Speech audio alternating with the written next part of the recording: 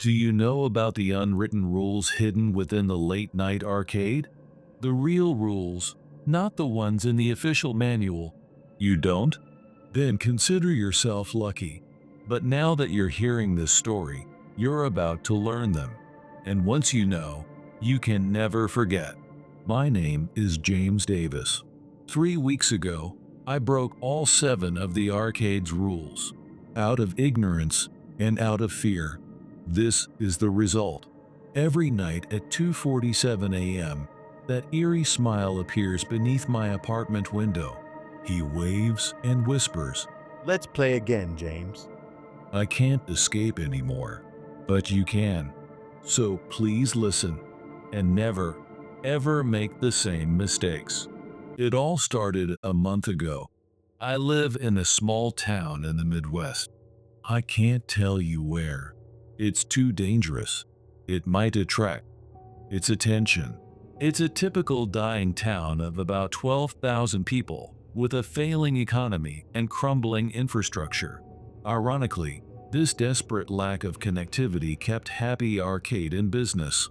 The internet was so slow that kids, instead of buying expensive game consoles, would come to the arcade with handfuls of quarters. I've worked at this arcade for 10 years. When I dropped out of college at 22 and returned to my hometown, I had no other options. 8-year-old Tommy came every day after school and always played Pac-Man. His father had died in an accident 2 years prior, and his mother worked 2 jobs. For Tommy, the arcade was one of the few places he felt safe. 12-year-old Sarah was a shy girl. Her mother told me she was bullied at school. But at the arcade, she'd land impressive combos in Street Fighter, her face alight with confidence. Mr. Morris, the 67-year-old owner, was a kind man, but he had one absolute rule. He never let anyone else handle closing duties. Our shifts usually ended at 6 p.m., but Mr. Morris would stay every night until 11 p.m., closing up alone. I offered to help several times, but he always shook his head. No, this is my job. It has nothing to do with you.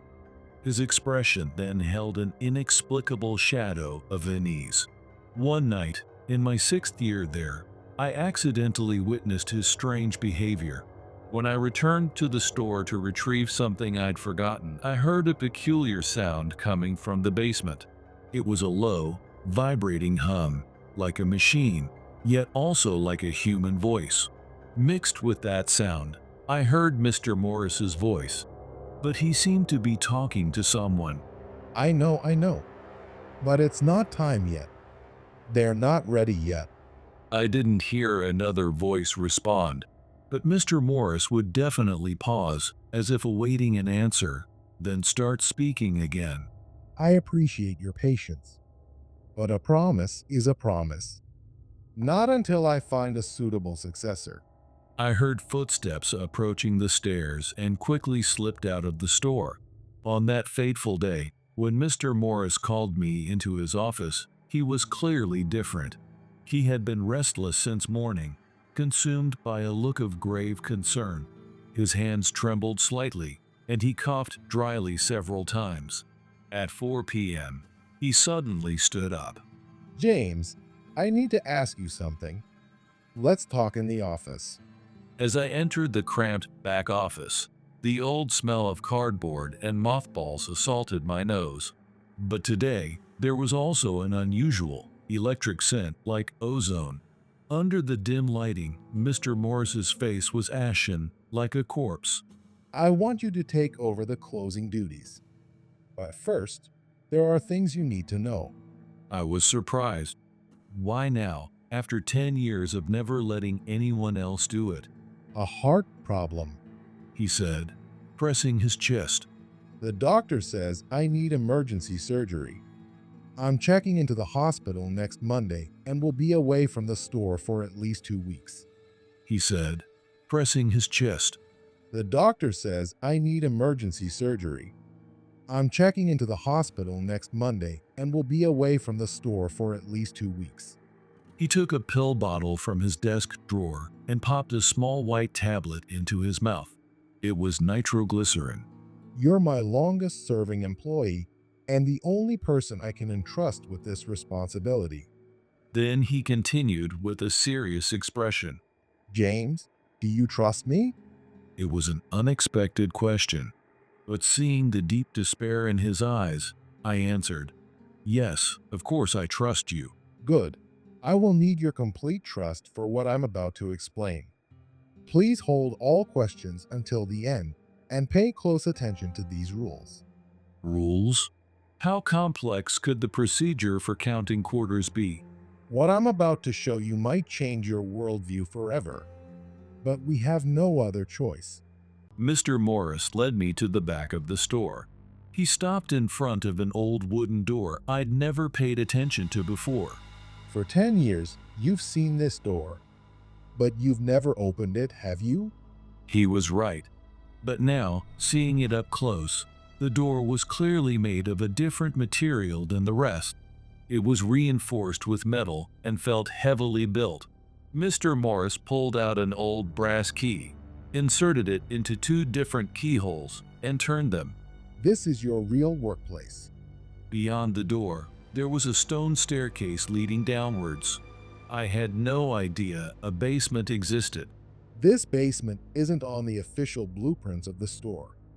My father had it built 40 years ago, and I improved it. As we descended the stairs, I felt the air gradually grow colder. Faintly, there was the smell of electricity, like ozone, or after a thunderstorm. This land has special properties that aren't visible on the surface. You'll understand someday. After about 20 steps, we reached the basement, and I couldn't believe my eyes. Every wall in the room, every corner of the ceiling, was covered in aluminum foil. Thick industrial aluminum sheets were precisely affixed, their silver surfaces reflecting the fluorescent light irregularly. For shielding, Mr. Morris answered. radio waves, and something else. Electromagnetic radiation, psychological influence, and phenomena that are harder to explain. In the center of the room, thick power cables spread out like a spiderweb. They all led to a single arcade game cabinet, enthroned at the back of the room, and on its screen, that eerie smile was displayed. Mr. Happy Smiles. The face on the screen was even clearer than when I'd seen it in the store. It was as sharp and detailed as a high-resolution photograph, but it was clearly not a still image. Like blinking, the expression subtly shifted. Mr. Morris pointed out. You're trembling. Indeed, my body was shaking. It felt like some primal fear was crawling up my spine. What is this? What in the world is this? Your new workplace, James. And from tonight, your life will change forever. This is your real job, James. Mr. Morris's voice came from behind me.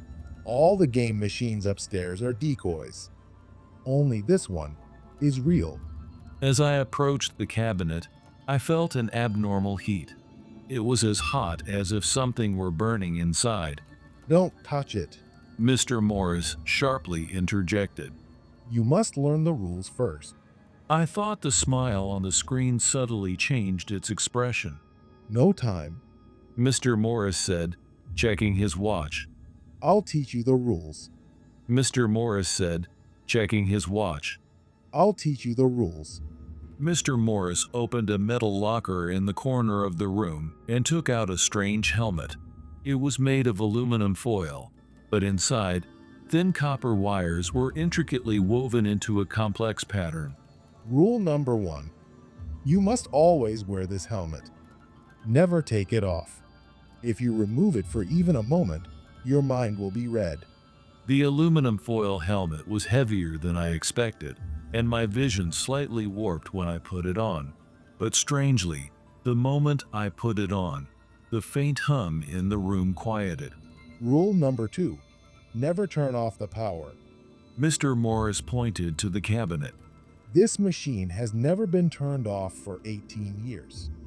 If you turn it off, who knows what will happen? Mr. Morris pointed to the cabinet. This machine has never been turned off for 18 years. If you turn it off, who knows what will happen? Rule number 3. Every night at 2:47 a.m., check these 5 runes. If even one has changed, contact me immediately. The symbols looked like ancient characters, but also like some kind of circuit diagram. As I stared, I had the illusion that the symbols were faintly glowing. This symbol means seal. This is control. This is communication. This is warning. And this last one means release. The release symbol must never glow. If it does, evacuate the building immediately. Rule number 4. You must tell it one joke every night. Any joke will do. However, you must never use the same joke twice. A joke? I blurted out. Yes, it's a form of communication. They need human emotion, especially the energy of laughter. Rule number 5. Never touch the screen. Not with your fingertip, not with anything. Rule number 6. If the machine calls your name, never answer. Pretend you don't hear it. Once you answer, you become part of them. And rule number 7. After 3 a.m., do not leave this room. Whatever you hear outside, wait until 6 a.m. Even if someone cries for help beyond the door, even if you hear your family's voices, never open it. By the time he finished explaining, my hands were trembling. These rules were clearly beyond the realm of common sense. Finally, Mr. Morris took an old leather notebook from a safe. this is the logbook. Record the events of each night. There are 18 years of records here. You will start recording tonight. And if anything happens to me, read the last page of this notebook. The final solution is written there. That night, at exactly 11 p.m., I stepped into the basement again. Wearing the aluminum foil helmet and holding the checklist, I began the strangest night shift of my life. Mr. Morris patted my shoulder lightly and returned upstairs, saying, Good luck, James. And whatever happens, stick to the rules. The moment I was completely alone, the atmosphere of the room changed. The heat from the cabinet felt stronger, and the sounds of the surrounding electronic equipment became clearer. And most disturbingly, there was a faint whispering mixed in with the silence. At first, I thought it was the air conditioning, but listening closely, it was definitely human voices. Multiple voices overlapping, sounding like distant conversations. However, I couldn't make out any words. I recalled the joke I had prepared. A silly riddle my sister Lisa told me when I was a kid. At 2:47 a.m., it was time to tell the joke. But then, a problem arose. The moment I tried to tell the joke, I completely forgot it. My mind went blank from tension and fatigue. I couldn't remember anything I had prepared. The clock read 2:50 a.m. I stammered towards the cabinet. I'm sorry. I forgot the joke. At that moment, the screen flickered, and a voice came from the speaker. James. It was a low, muffled voice. I felt the blood drain from my face. James, how is your mother? I stood up, but then remembered rule number 6. Never answer. Does she still live in that small apartment? The corner one on the second floor, with the potted geraniums by the window. It knew not only my mother's residence, but also the details of the flowers by her window. I shuddered. You call her every Sunday, don't you? Around 3 p.m. You always ask the same things. How are you? Do you need anything? Are you feeling okay? And your mother says, I'm fine, don't worry. But actually, she wants to talk to you longer. It was true. I had never told anyone about my regular calls with my mother. The smile on the screen definitely changed. The corners of its mouth lifted, and its eyes narrowed. as if it was enjoying knowing my secrets. I desperately searched my memory and finally recalled Lisa's riddle. I began to speak, my voice trembling. If a dog and a cat race, who wins? The dog, because the cat says meow, but the dog says woof. The smile on the screen clearly changed. It seemed to be laughing wider and deeper. Ha, that's funny, James. You heard that from your sister Lisa, didn't you? When you were 14, you both laughed so hard at that riddle while doing homework in the living room. You were doing math homework, and Lisa was doing English.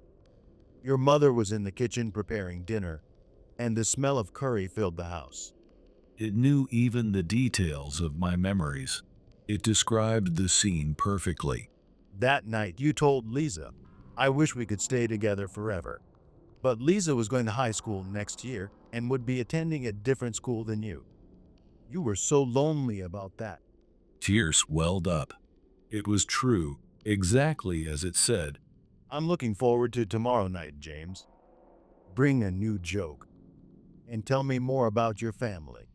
The screen returned to its original static smile. I checked the clock. 3:05 a.m. According to rule number 7, I couldn't leave the room until 6 a.m. A long night had begun. For the next 3 hours, I sat in the chair. Occasionally, short phrases emanated from the screen. You're lonely, James. Your mother is sleeping now, too. It looks like it will be nice weather tomorrow. The content was like casual conversation with a friend, which made it all the more terrifying. The next night, I came prepared with 10 jokes written on paper. At 2:47 a.m., I successfully checked the runes and told a joke. Just when I thought the night would end without problems, I decided to ask a bold question. What are you? Silence followed. 5 minutes. 10 minutes passed, with no response. A little after 3 a.m., the screen flickered again. I am Mr. Happy Smiles, James. The voice resonated. Tonight's voice was clearer than last night's. Why do you know my personal information? More than knowing. I can feel it. The scent of what you hold dear wafts towards me. Scent? The scent of love, the scent of worry, the scent of guilt. Especially your complex feelings for your mother have a very interesting scent. A chill ran down my spine. Do you know your mother, Maria, fell yesterday around 2:30 p.m.? My heart nearly stopped. My mother's name is Maria, and indeed, I hadn't heard from her yesterday afternoon. She slipped in the kitchen and hit her left knee. It must be difficult for her to walk even now due to the pain. But she won't tell you because she doesn't want to worry you. I fumbled for my cell phone, but there was no signal in this basement. As I headed for the door to go outside, I heard the voice from the screen. James, did you forget the rules? You must not leave this room after 3 a.m. The clock read 3:15 a.m. I was completely trapped. Your niece Emily's birthday is next week, isn't it? She'll be 8. Again, the information was accurate. You haven't bought her a present yet. But do you know how much she's looking forward to it? She sleeps with the stuffed animal you gave her last year every night. That morning, I called my mother. Everything Mr. Happy Smiles said was true. It was all real. As the night shifts piled up, on the third and fourth nights, my relationship with Mr. Happy Smiles deepened. On the third night, he began to recount details from my childhood. When you were 8, you found a dead bird in the backyard and cried for 3 days, didn't you? Your mother told you then, living things die someday. But even when they die, they live on in your heart. I shed tears. Those words from my mother were a crucial moment that shaped my view of life and death. The fourth night brought more current topics. You majored in economics, but you really wanted to study literature. But you didn't want to worry your mother, so you chose a practical major. And in the end, you dropped out of both and came back to your hometown. It hit a raw nerve. But you don't regret it. Because you met the children here. Because you're providing a place of solace for children like Tommy and Sarah. That was true. I certainly felt a sense of purpose in this job. On the fifth night, the situation rapidly worsened. My sister, Lisa, called that evening. James, this might sound strange. Her voice trembled with anxiety. Emily's been saying weird things lately. She wakes up in the middle of the night and seems to be talking to someone outside her window. But there's no one there. Her voice trembled with anxiety. Emily's been saying weird things lately. She wakes up in the middle of the night and seems to be talking to someone outside her window. But there's no one there. My blood ran cold. Was that entity trying to contact my 7-year-old niece, Emily? When I asked, Lisa continued. I can't quite make it out, but I hear the words, Mr. Happy Smiles, and let's play together. But James, the scariest thing is, when I asked Emily yesterday morning, who were you talking to last night? She stared at me and said, Mommy, who are you talking about? I wasn't talking to anyone. I rushed to Lisa's house. When I arrived, Emily was watching TV as usual. However, upon careful observation, there was a subtle change. She usually jumped up and down with joy when she saw me, but today, she just quietly waved. When I asked Emily, she answered, Yes, Uncle. I sleep very well every night. Her smile was adorable, but somehow mechanical. I see them. Very fun dreams. Dreams where everyone is laughing. Strangers. But they're very kind. They say, let's play together. That night, I decided to stay at Lisa's house. Around 2 a.m., I woke up to faint talking. It was coming from Emily's room. Peeking through the crack in the door, I saw Emily standing by the window, talking happily to something outside. Tomorrow? Yes, okay. Are you bringing Mommy too? Really? Then Uncle too? I looked out the window, and there it stood. At that moment, Emily turned around. In the darkness, her eyes glowed unnaturally for a moment. Uncle, were you awake? Mr. Happy Smiles says we're all going to a fun place. On the night of the next full moon. There were only 3 days left until the next full moon. A very fun place. A place with no pain, no sadness, no fear. A place where everyone can always smile. You're coming too, aren't you, Uncle? Emily's words were monotonous, as if she were being controlled.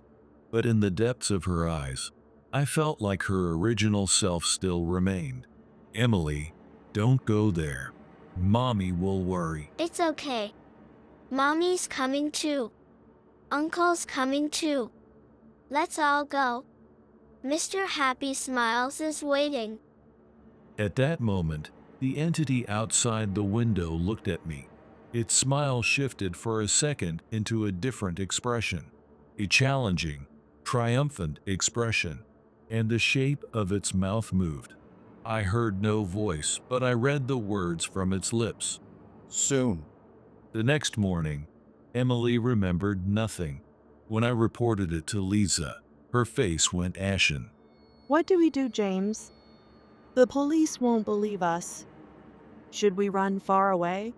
I shook my head. Running would be useless. The entity's power could extend far beyond what we imagined. I made a decision.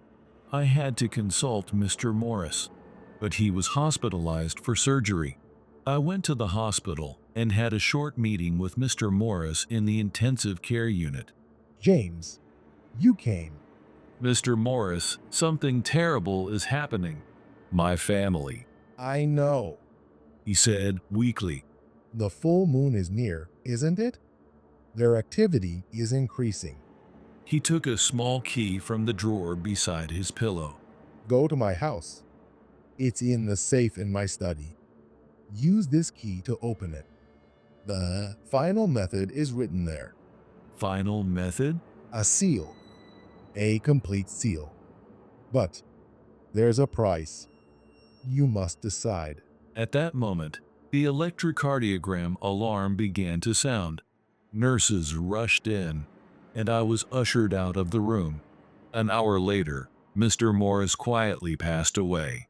I was alone, and there were only 2 days left until the full moon. The next morning, I went to Mr. Morris's house. Using the key he entrusted to me, I opened the safe in his study and found a thick envelope. My name was written on the front, along with "Open only as a last resort." With trembling hands, I broke the seal and found Mr. Morris's final letter, an old photograph, and a map. The letter revealed a terrifying truth. Mr. Happy Smiles was not just an arcade game. It was a capture device. A device designed to collect and accumulate human mental energy, especially the pure emotions of children. This town was not chosen by chance. Deep beneath this land was a vein of a rare mineral called impatium. This mineral had the property of amplifying and storing emotional energy. 50 years ago, a secret government research facility discovered this mineral and began experiments. But the experiments failed, and the research facility was sealed. At that time, one experimental subject escaped. That was the current Mr. Happy Smiles. If the seal is broken, there is only one way: complete destruction. But it comes with a price. To destroy the impatium vein, an equivalent amount of mental energy must be injected. In other words, someone must completely infuse their life force, rendering the entity and the vein null and void. The map was detailed, showing the vein spreading like a spiderweb beneath the town. And directly above the thickest part of the vein, in the center, was the current Happy Arcade. And most importantly, there was only 1 day left until the full moon. The night of the full moon, 3:25 a.m., I stood in the center of the impatium vein, deep beneath the town's central square. As per Mr. Morris's map, this place was difficult to find. The deepest part of the town's sewer system, at the back of an old, unknown tunnel. The vein was beautiful. Pale blue glowing crystals spread across the cave walls, flickering as if pulsating, like the heart of a giant living creature. And in sync with that light, I faintly heard children singing. It was "Twinkle, Twinkle, Little Star," but the lyrics were different. Twinkle, twinkle, everyone's eyes forever together. A happy world, no sadness, no pain, no fear, everyone happy, forever. I took out the ritual tools described in Mr. Morris's letter: an old dagger, impatium powder, and most importantly, my own blood. 3:30 a.m. The light from the vein intensified rapidly, and from the depths of the cave, I heard footsteps. Multiple footsteps. Slow, rhythmic, approaching me. Soon, figures emerged from the light. Lisa and Emily, and other children who had gone missing in the past, all holding hands, walking and singing happily. At the front of the line stood the entity. For the first time, I saw its complete form. It certainly had a human shape, but it was somehow distorted. Its face was a fixed smile, its eyes absent. Instead, tiny star-like lights flickered there. Its body was translucent, and the light of the vein behind it showed through. James, It spoke in a familiar voice. Let's end this. You know it's futile to resist. Look, aren't they all happy? It spoke in a familiar voice. Let's end this. You know it's futile to resist. Look, aren't they all happy? Indeed, Lisa, Emily, and all the children were smiling, but their smiles were artificial. Nothing more than emotionless, programmed responses. Uncle, Emily held out her hand. come with us. With Mommy, let's be happy forever. I tightened my grip on the dagger. No, that's not happiness. That's the end. The entity's smile warped for a moment. The end? James, you understand nothing. This is the beginning. A liberation from the pain, sadness, and despair that humanity carries. You are parasites. I plunged the dagger into my own palm. Blood dripped onto the central crystal of the vein. Parasites that feed on human emotions and steal souls. The entity's expression changed instantly. Its smile vanished, replaced by an expression of anger. Foolish. Do you think your single sacrifice can stop us? But I heard Mr. Morris's words, the final secret, not written in his letter, about my own peculiarity. You're wrong. I plunged the dagger deeper. The entire vein began to resonate, and the cave vibrated. 3:33 a.m. It was time for the ritual. I regained consciousness 3 days later. When I woke up in a hospital bed in town, Lisa was sitting beside me. Her eyes had regained their vitality. James, you're awake. Emily? She's fine. Everyone's fine. Their memories are a bit hazy, but they're back to normal. I breathed a sigh of relief, but my body felt abnormally fatigued, as if something fundamental had changed. According to the doctor, I was found unconscious in the underground cave.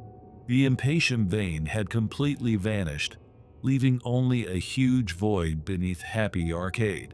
The townspeople's amnesia and the missing persons cases were resolved as if they had been a bad dream. However, things weren't completely back to normal. The biggest change had occurred within me. Emotions no longer felt the same as before. Joy, sorrow, anger, fear. Everything felt distant, as if perceived through a thin membrane. Perhaps this was the price mentioned in Mr. Morris's letter. However, the most important thing was that the town had been saved. The children returned to their normal lives, and the missing people gradually regained their memories and returned. Mr. Happy Smiles had completely vanished and would never reappear. But I couldn't let my guard down. On the day I was discharged, as I was doing the final cleanup at Mr. Morris's shop, I found a letter in his desk drawer. It wasn't addressed to me.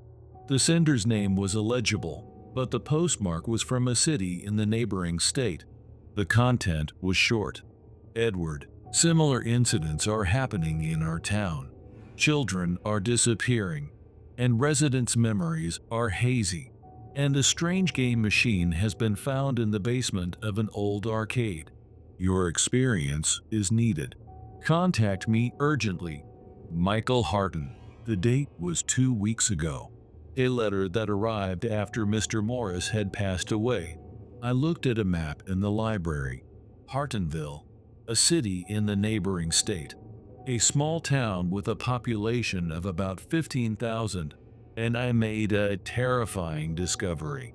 Over the past 50 years, there had been 12 similar incidents across the United States, all in small towns with populations of 10,000 to 20,000, all involving arcades or game centers. And in all towns, they were eventually resolved, but the details were unknown. This was no coincidence. It was part of a systematic, larger plan. I tried to contact the sender of the letter, Michael Harton, but the number was no longer in use. When I inquired at the Hartonville City Hall, they said a person named Michael Harton had gone missing 3 days prior. That night, I made a grave decision. I might never feel emotions completely again. It might be difficult to live a normal life, but now I had a special ability.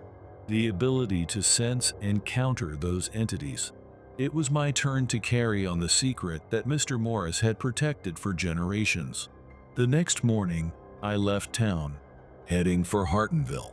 To you, who are reading this, If strange things start happening in your town, especially if children begin to disappear, please investigate old arcades or game centers. Is there an unusual space underground? Is there a game machine called Mr. Happy Smiles or a similar name? Are the residents' memories unusual? And if you discover such signs, leave immediately and seek help from outside the town. Do not try to solve it alone. Currently, I am traveling across the United States, investigating and resolving similar incidents. I have saved 3 towns so far, but each time, I pay a price. Loss of emotion, confusion of memory, and the feeling of gradually losing my humanity. But I will continue nonetheless, because this threat will never disappear. New towns, new victims, new Mr. Happy Smiles will keep appearing. And most terrifyingly, these incidents have a clear pattern, as if someone, something, is systematically harvesting small towns one by one across the United States. What is the ultimate goal? Why are only small towns targeted? And who is the true mastermind behind all of this? The answer has not yet been found, but I will keep searching. If something unusual happens in your town, remember this journal, and if possible, please contact me. Look for the Urban Legends Research Shelf in your state's library. My mark will be there. I pray for your safety. And if you read this journal and think, it's just a made-up story, that's fine. It's safer for you and for the world if you keep believing that. But if children start disappearing in your town, if residents start losing their memories, if you find a strange game machine in an old arcade, then remember that this is real. As a final warning, even now, as I write the last page of this journal, at 2:47 a.m., a shadow stands outside my hotel window. The shadow of the entity I was supposed to have completely destroyed. It speaks to me. James, you understand nothing. We are not a single entity. We are the concept itself. Even if you stop one manifestation, we will appear elsewhere in another form. Your sacrifice was meaningless. You saved your town, but in return, dozens of other towns became new targets. You didn't solve the problem, you merely postponed it. And most ironically, you yourself are becoming part of us. Losing emotions, being stripped of your humanity, becoming an entity that will forever chase us. Do you realize? You too are becoming another form of Mr. Happy Smiles. I no longer know if those words are true. Indeed, I am no longer the person I once was. I have lost my emotions. I feel disconnected from ordinary people, and I am driven only by a sense of mission.